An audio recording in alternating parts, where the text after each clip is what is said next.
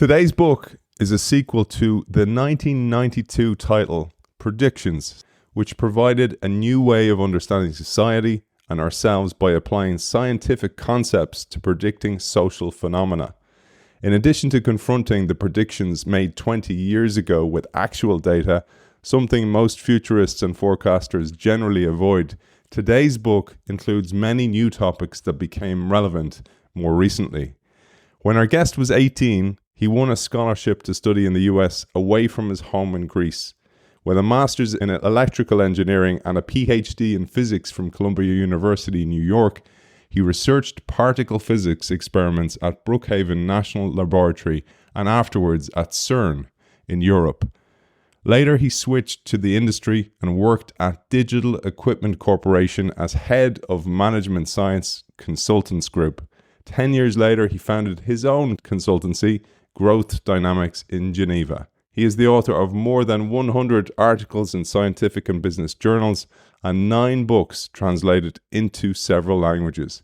As an aside, he also applied to the Guinness Book of Records for applying the most data to S-curves. He has taught at Columbia University, the University of Geneva, INSEAD and IMD, and today we launch a series on a selection of his titles and articles, starting with the updated version of that 1992 book. We welcome the author of An S-Shaped Adventure, Predictions 20 Years Later, Theodore Modus. Welcome to the show. Thank you for inviting me. It's great to have you, man. I said to you, I wish I discovered this guy years ago because like you, I'm a fan of the S-curve and I learned so much. And once you have that lens of the S-curve, you see it everywhere. Let's share firstly your background, because you wrote again that 1992 book. You wrote it again in 2002 and produced a second edition of Predictions 10 years later. And then again in 2012, you wrote another. My son told me, you should have one 30 years later. Oh, I said, come on, that's enough. Well, people have used your data, including the great Ray Kurzweil, who used your data in an exponential curve, etc. So we'll get into all that. But I thought that we'd give a little bit of background to the book, and also that polymathic background you have. You have a wide range of different experiences, and that also gives a unique way of seeing the world. Well, as you said, I was at CERN for quite a while, for over 11 years. And then came the crunch that I couldn't stay at CERN permanently, and we could no longer go to Greece as we originally planned for, because we've been living in Geneva now for 10 years, and the children are growing up, and going back to Greece seemed too complicated. So I looked around for a job, any job, and I saw Digital Equipment Corporation at the time. It was at its heytime. It was IBM was shivering with fear because of what digital was doing. I wanted to talk to an old physicist that I knew from CERN, who had already a little group there. And he told me, come with us. He says, we'll do science. We don't do computers. And he says, I'll let you do whatever you want, he says, as long as it may help the company in some way, free hand. It sounded exciting. And then, in fact, he said, here, take this literature and read to see how intellectually astute we are. And he gave me the literature of Marchetti, some of the papers of Marchetti, Cesare Marchetti, from IASA. He was working at IASA at the time.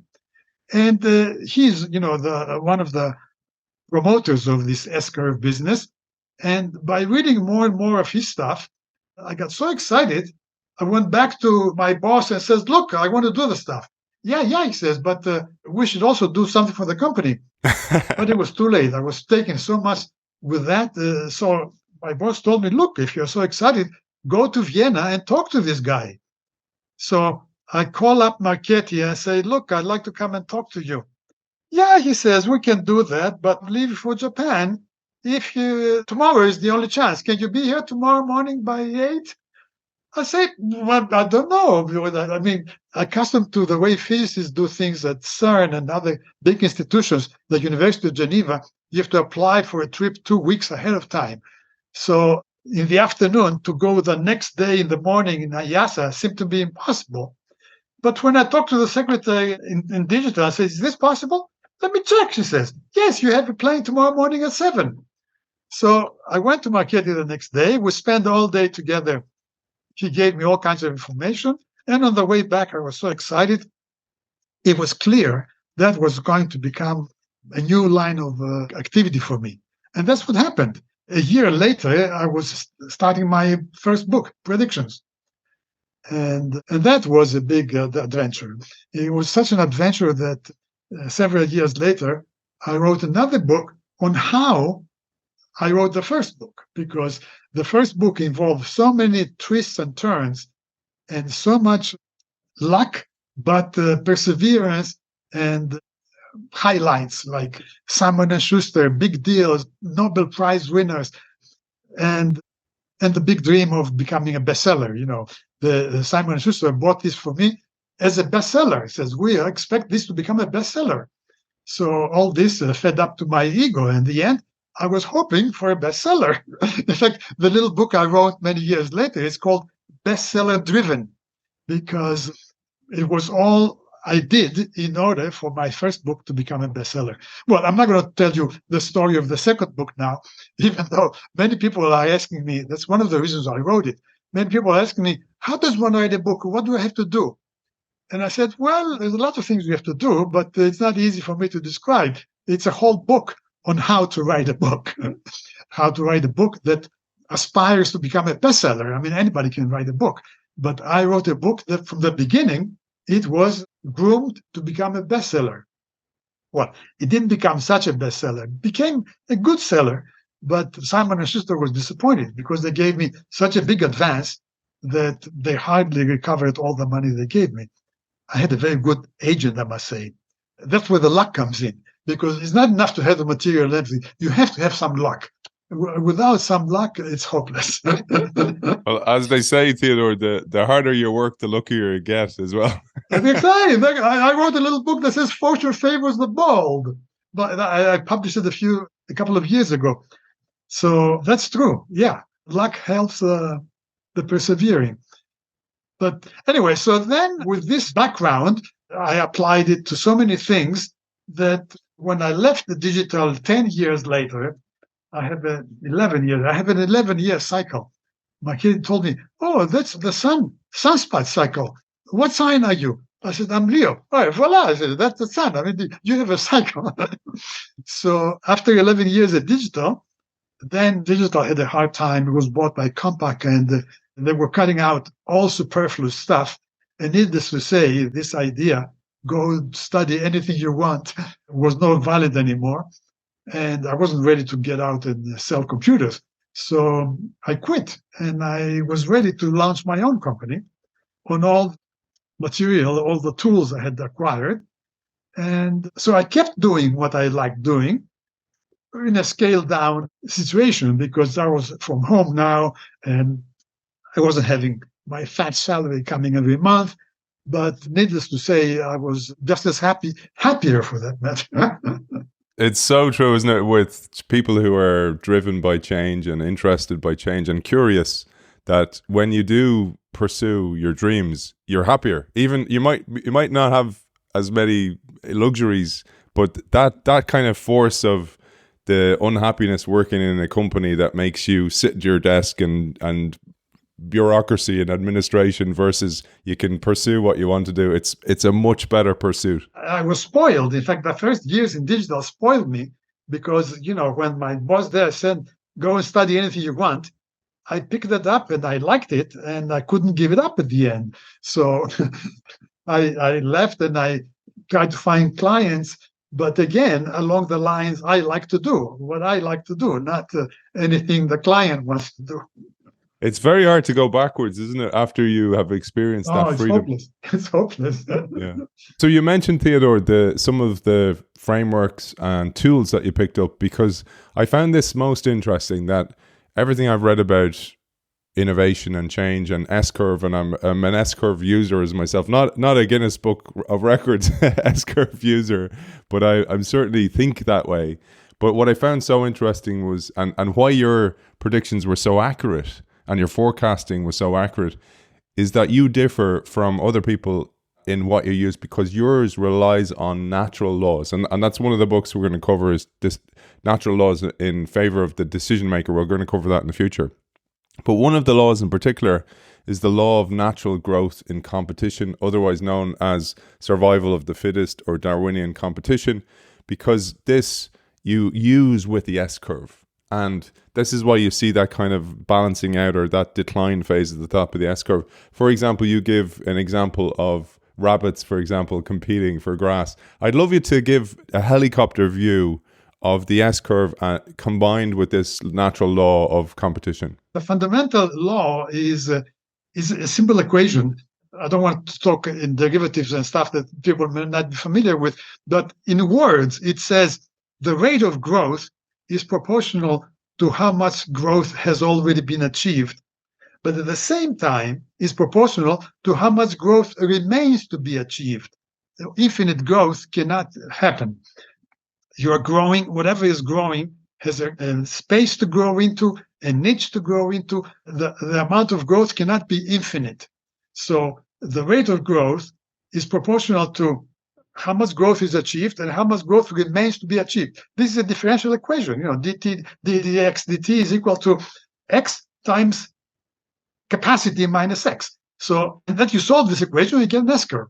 So the S-curve is nothing but the mathematical and pictorial representation of this natural law that says that things grow according to how much they've grown already, but according to how much they are allowed to grow in the environment where they're growing, because it must be finite at the end. So the trick of this equation is the beginnings at the end become very difficult, because at the very beginning, when there's zero growth, the rate of growth is zero. So you have a hard time starting. How do you start something if it's proportional to how much there is already? If there's zero already, the rate of growth is zero. So philosophically, that's where an outside source is necessary, whether it's God or whether it's luck or whether it's something. In the beginning, you need something other than the equation, otherwise you cannot start it. And at the end, of course, it gets smaller and smaller because the remaining growth gets smaller and smaller. And the rate of growth has to drop to zero at the end because you filled up your niche. You exhausted what was genetically attributed to you as a capacity for growth. So the rate of growth is bell-shaped because it starts from zero, it ends with zero, and it's maximum in the middle. The cumulative growth, how much you've grown, is S-shaped. So S-shaped and bell-shaped are, one is the rate of growth of the other, derivative in mathematical terms. The life cycle goes up and down is the derivative of the learning curve. The learning curve is the S-shaped. And the middle of the S-curve is the peak of the maximum rate of growth. Things are growing fastest when the growth process in the middle, when it's fully mature. In the beginning, it's growing fast, the rate of growth, and then it slows down and reaches the maximum, and then it declines the rate of growth. And the maximum is the middle of the process. To talk in terms of seasons, that's a summer season when things are when they were at its best, on the fastest rate of growth, in the middle of maturity, and everything is rosy. I'm going to share on the screen a graph from the book that you've kindly let me share. So those people who are watching us on YouTube, I highly recommend watching this. The book is full of these brilliant graphs mapping everything from the difference in horse utilization versus when the car came online, accidents, disease rates, and even back in 1995 when Theodore first gathered data for the curve, he unwittingly contributed to the then emergent singularity movement that we've seen absolutely flourish in recent years as well. But the reason I share all that is that you share the primordial growth curve that describes how change and complexity appeared in the universe from the very beginning, the Big Bang to today and beyond. Maybe you'll say a word about that and I'll share this diagram on the screen. The curve you see on the top, the S-curve, so to speak, is the population of the ecological niche. The pair of rabbits on a fenced-off grass field. The 2 will have 4, the 4 will have 8, the 8 is 16. They multiply exponentially. So in the beginning, the population grows exponentially. But to the extent that the population grows so big that there isn't enough grass around. Remember, it's a fenced-off grass field. So there isn't enough grass to feed all these rabbits, then the population will slow down. The growth of the population will slow down. The size, because some rabbits will start not having enough food. The more aggressive rabbits will eat the grass first, and the most weak rabbits will die. In fact, the rabbits may overshoot the capacity. Here is the gray line. The population may get bigger than the capacity, and they're not going to have enough to eat, so they're going to start dying. And if enough rabbits die, the grass will get a chance to grow again, and the rabbits will grow again. So you have this kind of oscillation over there. We call it a homeostatic equilibrium at the top of the S-curve, which means that you have filled the niche, the ecological niche has been filled. Now, the rate of growth, it's how many rabbits get born per month or per week or whatever. In the beginning, it grows just like the size, exponentially in the beginning. But then to the extent that you start feeling the squeeze of the food that becomes more and more scarce, the becomes less, and the rate of growth declines. And at the very end, when you reach capacity, the rate of growth goes to zero. So there's no more growth of the population when the ecological niche is full. That's the mechanics around the S-curve and its life cycle. I'd love you to apply that same model, that same frame to organizations, because it's the similar thing. You're competing for customers. If there is any difference, it's the fact that organizations are likely to mutate easier than species. Species also mutate under stress, and even without stress, accidentally they mutate. You have to be careful about that. You have a nice curve for an organization, and all of a sudden it goes berserk because the CEO was replaced with another CEO that had a completely different ideas, and effectively the species became a different species. It cannot follow the same curve anymore. So you have to watch out for this kind of phenomena. And one of the things that dawned on me was, you mentioned there, you need an outside force. So if you're at the top of that curve, the outside force is you need to be investing in the future. You need people like you back in DEC going and looking for new opportunities, new grass to feed on. Take risks, explore different directions. In a desperate situation, you try all kinds of things until something works and a new seed gets in the ground, gets a chance to grow again. But it has to be different than the old one. I mean, you put the same old seed, it's not going to grow. Extending the analogy a little bit more, you also need to fertilize the ground and keep it, look after it, pick the weeds. Help it along. There's no question. I love when you talked about the proverbs like easy come, easy go, early ripe, early rot. When it rains, it pours. You need money to make money. All beginnings are difficult. You kind of go, oh yeah, that's really what those things mean if you apply them to the S-curve. But speaking of which, I mentioned all the different applications you used for it. And I'm going to share on the screen now one of the graphs that you share, which is the example of car accidents. And you observed that deaths by car accident grew along an S-curve with the appearance of cars until the mid-1920s, when they reached about 24 per 100,000 per year. And then they stabilized from then onwards. I thought this was really interesting because it shows the homeostatic mechanism that you mentioned there, where the limit is reached. So I'm going to share this on the screen, and I'd love you to talk to this one. Cars came into the early 19th century in a big scale, and the numbers kept growing, and the accidents also kept growing. But that wasn't important until the accident rate reached a threshold. It appears that society can tolerate a certain number of accidents, but not more than that. So how this level is decided is not clear. But apparently, when you got more than 25 deaths per 100,000 population per year, society reacted. And a legislator was put in place, and cars became more safe. Safety regulations tightened up.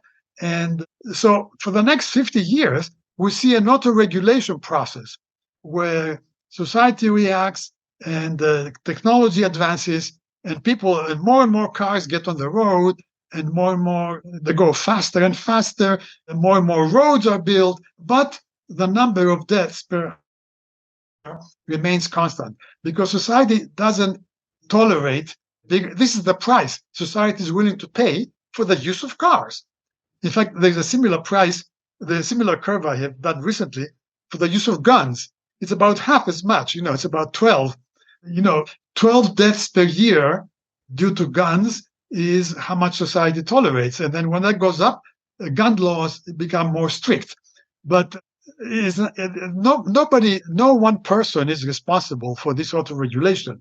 In fact, not even governments are not responsible. It's a bottom-up effect. Society itself reacts through legislators, through public opinion, through publications, through the noise, through the media.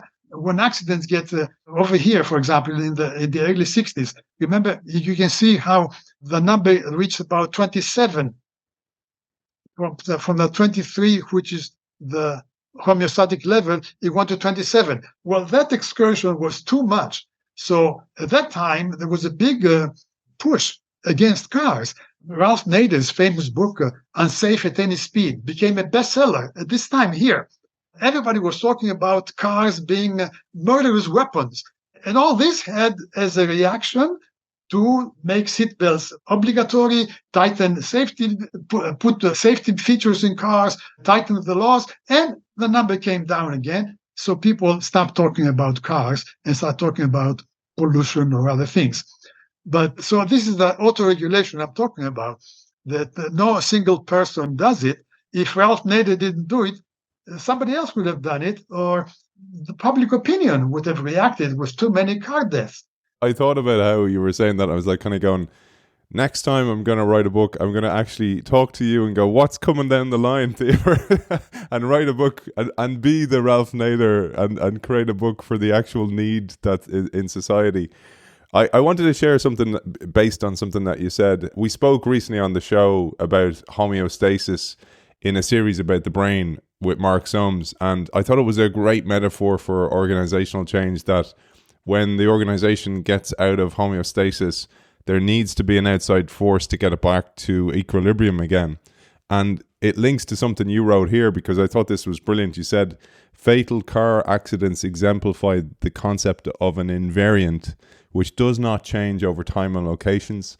And I'd love you to share this. You say, invariants are, of course, the easiest thing to forecast. They reflect states of equilibrium maintained by natural regulating systems. They often are the ceiling of an S-curve. In ecosystems such equilibriums are called homeostasis and refer to the harmonious coexistence of predator and prey in a world where species generally do not become extinct for natural lessons. I'd love you to unpack that maybe through the lens of an organization, or how this manifests in competition in the business environment. When you reach the top of an S-curve, theoretically it's flat, but in practice it's oscillating up and down around this level. So the excursions, upward excursions and downward excursions, and they average on this level. The bigger the excursion, the more the restoring force will be, whether the restoring force comes from law or from public opinion, or whether it goes underneath and neglect. Attention shifts elsewhere. So this variable drifts upwards again because nobody controls it anymore. So the equilibrium of the top of the S-curve is bottom up. You see it there and you adapt to it, because every time you go to excursion, either upwards or downwards, upwards you feel the pressure, downward you feel the oblivion, you forget about it, and it just sprouts on its own. So what counts is that you remain on this equilibrium level. When you mentioned there oblivion, so you're on your way down, is that where you forget, you've lost your competitive edge? What I meant oblivion in the sense that the accidents go down and people forget about paying attention to the car safety. The speed limits drift upwards. I mean, Arkansas had no speed limits for a while, because that was exactly the period where the number of deaths per car accident was way below the 25 canonical, let's say, level. And then they experimented with no speed limits at all. Now, that didn't last very long, because when the number crept up again, the number of deaths per 100,000 per year due to car accidents, when that crept up again, the laws came back in. So that's the auto-regulation I'm talking about. It shows why you never let a good crisis go to waste. Yeah, crises are cause for concern, cause for restoring something that has gone wrong. That's what I see a crisis as a restoration force. One last thing before I go on, because I wanted to get into a little bit more fascinating things about invariance, but I'd love you to give maybe a high-level definition of what an invariant is before we move on. Invariant, as the word says, is something that doesn't change. It doesn't change over time. It doesn't change over variables the word that changes, but that doesn't change. The sex, the authors change, but invariant is just something that remains the same over time without really necessarily understanding how that happened. Hence the numbers, the number of deaths, for example, that's an invariant. It's kind of stable. The number of accidents, I mean, the top of the S-curve in accidents that we saw before, 25 deaths per 100,000, that's an invariant. Invariant, it keeps oscillating, goes up and down, but the long-term trend is invariant. Invariance theoretical, and you cannot have something flat in reality. But what you do have is fluctuations around a flat trend. Speaking of trends, one of the amazing ones, this one blew my mind. You wrote in Predictions, you discussed many invariants in social situations, and one of the ones that I found absolutely fascinating, particularly after we all experienced lockdown, was that humans worldwide are happiest when they are on the move for an average of about 70 minutes daily. And you wrote here, this is mind-blowing. During these 70 minutes of travel time, people like to spend around 15% of their income on the means of travel. And that actually follows somebody's wealth patterns as they grow older. I'd love you to share this. And within this 70 minutes and 15% of income, they want to reach as far as possible, to go as far as possible. The spreading, they have to cover a bigger and bigger area. Yeah, these are the so-called invariants, and they have their roots deeply into the nature of human life and behavior. And they typically represent the top of an S-curve because something had reached its optimum value. Optimum in the sense that if it goes above, there is pain, or if it goes below, there is negligence, and it drifts up again because if it goes below, you're neglecting it basically in favor of other things which may impact the rise of what you're neglecting. And this made sense to me where you were talking about this idea of maximizing range, and you say, after all, that's what all living organisms are trying to achieve, from the most primitive ones to humans. The rapid multiplication of unicellular amoebas and space exploration aim to expand into space as far as possible, or as Marchetti put it, every other rationalization tends to be poetry. I love that. He's my mentor, he died, the poor guy, last year. So that's true. I've been thinking about this. I'm not even thinking, it has become a second nature to me now, this idea that expanding in space is natural, and you'd have to do it according to respecting this invariance, respecting the law that says in cars that you shouldn't go more than 25 accidents per 100,000 kilometers, deadly accidents. And generally, the homeostatic level is an equilibrium position which is optimized, which is bottom-up optimized. Nobody has optimized this consciously. It has been optimized by nature. And society has decided this level of 25 deaths per 100,000 inhabitants, but nobody has dictated it. Nobody has put it there. I often think about that, Theodore, even like you working in DEC, that just the same happens in nature. So, for example, in bee populations, there's always an ants, for example, really sophisticated animals. There is always a portion of the population who are explorers and looking for more. And then there's always the worker ants and those people, the worker bees who do the work all the time. And I thought that's exactly what happens in organizations with change makers like you were in DEC. Typically with DEC, they had told me, study anything you want as long as it can help the company in some way. This was the heyday. They had enough revenue to afford this. But they also realized that this is useful. And this is something that promotes survival of the company. And that's the outside force again, isn't it? That the outside force, which was you bringing new information. You know, there's a new pasture over this way. There's new grasslands. I wasn't one of the traditional members of the company. I wasn't thinking in the same way.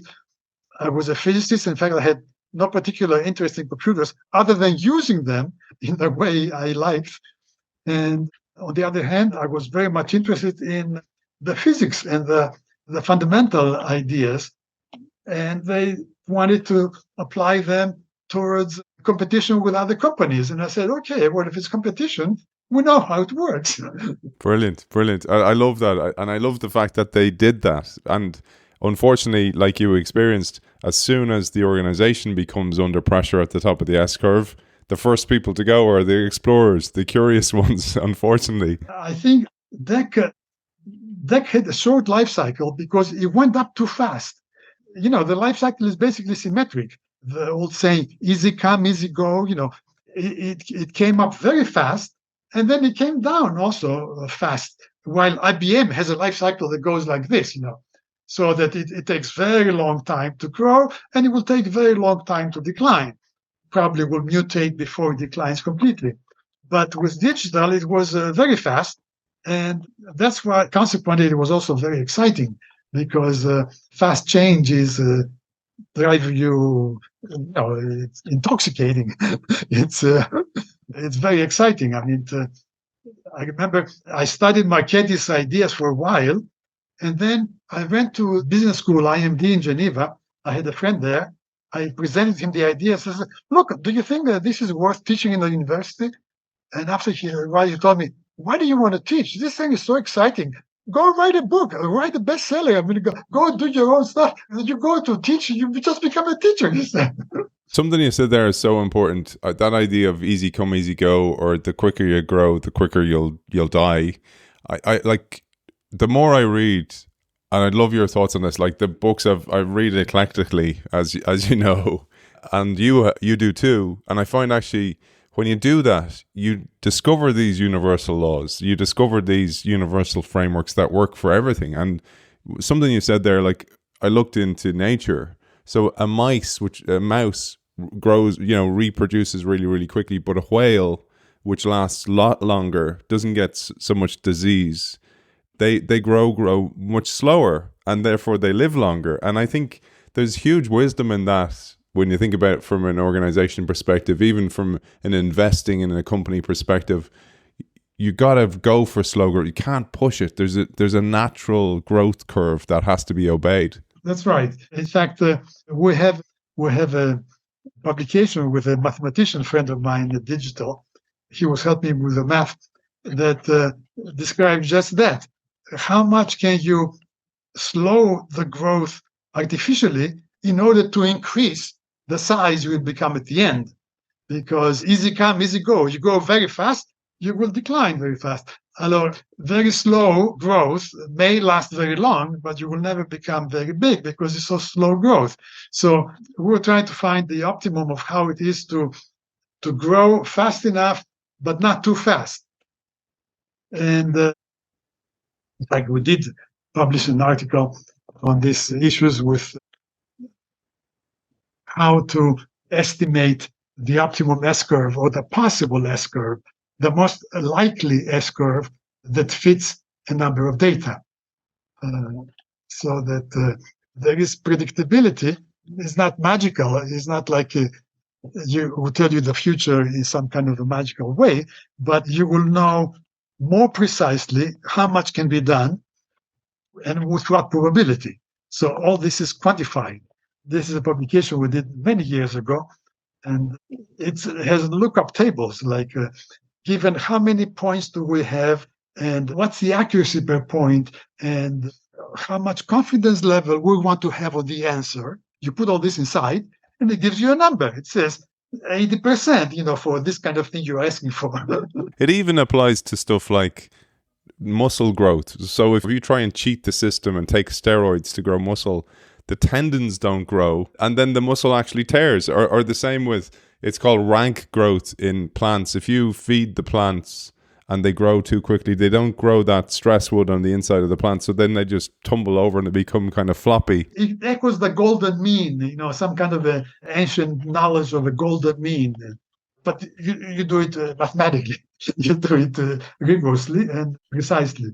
And I'm going to link in the notes to Theodore on YouTube, where he shows how to use Excel to use the S-curve as well. So we're going to link to that, Theodore, for people. Okay, yeah. We've covered the natural growth curve, the S-curve, the primordial growth curve.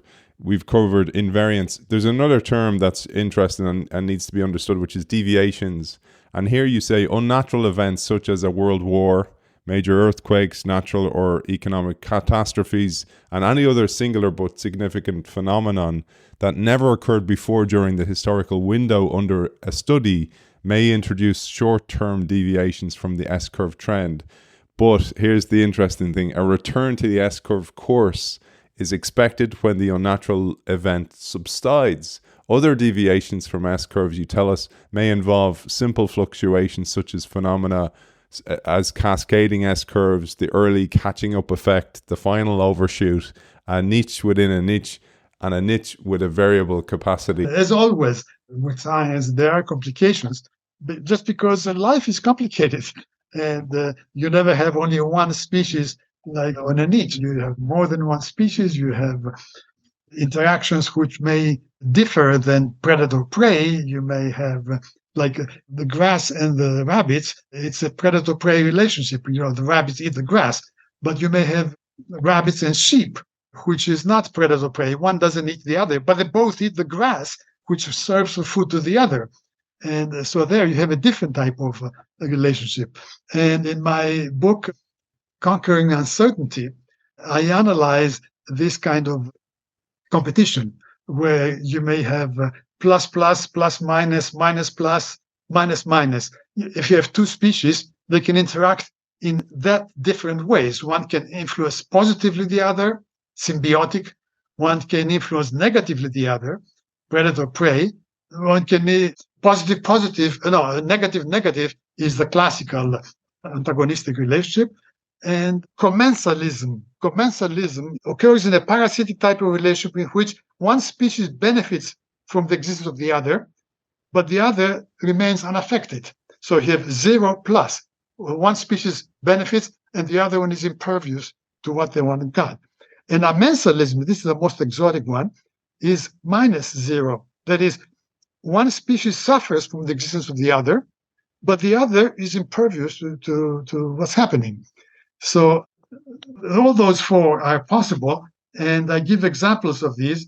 It'd be fascinating to map them to the type of competition in a business environment. Exactly, but that's what this book, Conquering Uncertainty, is a business book in principle, in a popular style, because whenever I write, I want to have a bigger audience. So I never write only for the business person, but in this style, I'm addressing a business problem, which is competition. And there are different types of competition, plus, plus, plus, minus, minus, minus, plus, all the combinations. And oh man, we're going to have to get that in as well into the series. We'll never be finished. well, okay. Oh, with pleasure. No, you decide. Well, make a choice and pick up whatever it's interesting to you, and let's stick on that, because I've written many books, and in fact they're old one now. I have to go back and remember what I said. As I say, so I spent yesterday all day trying to remember what the book really contains, because I have moved on and I'm excited about other things. I thought we'd show a couple of deviations and show some of the work that you did back in predictions. For example, in predictions, you contrast Mozart's textbook's S-curve to Schumann's curve that was punctuated by deviations such as a nervous breakdown. I'll show that on the screen again because it's absolutely fascinating. And maybe you'll share this because I really want our audience to understand how the S-curve can be applied to any phenomenon. Well, here is Schumann's collective compositions throughout his lifetime. And we see that they roughly follow an S-curve. Everybody has an S-curve in creativity. That is, in the beginning, you cannot create very much. At the end, you get tired and you cannot create very much. And you're mostly creative in your active part of your life, in the midlife. But if you have turbulent life, like Schumann, who had problems, he had a nervous breakdown, he committed suicide, he attempted to commit suicide, he committed suicide at the end. So these things are not natural. And in a way, they interfere with the natural evolution of one's work, which should follow an S-curve, because what can be more natural than an S-curve evolution? So we see here Schumann's compositions, and we see a nice S-curve in the beginning, which deviates from the final one a little bit, because it's punctuated with a nervous breakdown, which slowed it down. But then it picked up again, and it's punctuated again with this attempted suicide. He stopped for a while, and then even died. But his compositions kept published by his wife or his friends later on in a curve that continued in a third. So there are three curves, successive S curves here, punctuated by different important events that took place in his lifetime. Theodore, I just want to understand. So each of those, they're jumps to a different curve. There are three S curves cascading in the overall pattern of an overall S curve, but they are smaller S curves which are describing what was happening in that period, the period of the youth, the period of the breakdown, the period of the post-mortal, because his publications came post-mortal. There was a whole S curve of publications after his death. His wife and followers just made sure that his work becomes known. But of course, his death did disturb the evolution of the appearance of his publications in public. As a special treat, this is not in the book. This was edited out from the version I have from the 20 years later. Theodore has the Mozart curve. So this one's fascinating. Over to you, Theodore. What we see is the cumulative number of compositions Mozart made. And the first one is when Mozart was 6 years old, and the cumulative number grows along an S curve, of course. It was a natural growth. And it reaches 93% of its ceiling when Mozart dies. So it's almost a natural death, because if you're above 90% of your potential, you really accomplished what you came on this world for. It's interesting that the last point is above the curve. If you saw the movie, whoever saw the movie, remember that Mozart was composing on his deathbed, frantically composing, sick, because he felt that he was not going to survive. And he wanted to complete his work as much as possible. The last point brings him to 94% of the potential. So he's more accomplished, so he can die more easily. But his overcomposing during that last year in his deathbed is due to the fact that he probably felt he was going, and he wanted to complete his curve as much as possible. Now, on the other end, in the beginning, we see that the curve extrapolates to at zero, something below zero. It's 1755. We don't get the beginning of the curve. In fact, you can never get the beginning of the curve. It's asymptotic to zero. But there is a significant, that is, if you take the life of Mozart at age zero, when he was born, there is a certain potential lost. There is about 6 or 7 compositions that have been lost in the very beginning, because he was composing from birth, but he couldn't talk, he couldn't write, he couldn't document his composition. The first composition is when he was 6. So during those 6 years, we have lost a number of compositions here, because a genius the way he was born as a composer from day zero. That speaks to what you said about in the start, there's not enough energy to get the S-curve going, right? Exactly. The beginning of it is complicated. The beginning is always complicated. So I feel today's episode has reached the top of its own S-curve. So we're going to finish there. And Theodore was joking with me before the show where I said, we'll probably only get through chapter 1. We actually have only got through chapter 1 and we didn't even get near it. So we're going to move on to future episodes. They're going to include the limits of growth. And as you can see, I hope you're really learning from this, the fact that these tools can be used for any phenomena. And we're speaking to the expert, the person who has applied to the Guinness Book of Records for the amount of applications of data to an S-curve. And it's been an absolute pleasure. Theodore, for people like me who reached out to you to find copies of your book, because I did hunt some down on Amazon behind me here on the library, but also you do sell them yourself. My company's website, Growth Dynamics, growth-dynamics.com. And I link to all the places to find Theodore, including his books and his articles, still publishing articles ongoing as well, like you mentioned during this episode about the guns. It's been an absolute pleasure speaking to you, author of An S-Shaped Adventure, Predictions 20 Years Later. We look forward to 30 years later. Theodore Modus, thank you for joining us. Thank you. Thank you. Have a nice day.